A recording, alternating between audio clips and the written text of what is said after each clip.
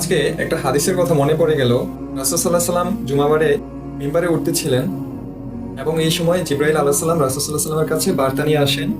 তিনি বলেন, ওইসব লোকের জীবন ধ্বংস হোক যিনি রাসূল সাল্লাল্লাহু আলাইহি সাল্লামের নাম শুনে তার উপর দুরূদ পাঠ না করলো।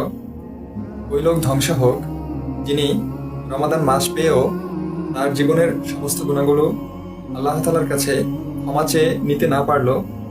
এবং ওই লোক ধ্বংস হোক যে পিতামাতার সাথে অসদাচরণ করে। রাসূল সাল্লাল্লাহু আলাইহি সাল্লাম এই তিনটি বাক্যের শেষে প্রতিবারই বলেছেন আমিন, আমিন, আমিন। সাহাবীরা জিজ্ঞেস করলো, ইয়া রাসূলুল্লাহ, আপনি কেন তিনবার আমিন বললেন? তখন রাসূল সাল্লাল্লাহু আলাইহি সাল্লাম এই ঘটনা সাহাবীদের কাছে শেয়ার করলেন। তাই আসুন আমরা যেন ওই তিন শ্রেণীর হতভাগাদের কাতারে না পড়ি। আমরা যেন সবসময় রাসূল সাল্লাল্লাহু আলাইহি সাল্লামের উপরে বেশি বেশি দুরূদ পাঠ করি এবং পিতামাতার সাথে সৎ ব্যবহার করি এবং এই রমাদান মাসে সর্বোচ্চ চেষ্টা করে যথাযথভাবে আমল করে আল্লাহ তাআলার কাছে আমাদের জীবনের গুণাগুলি ক্ষমা চেয়ে নিতে পারি।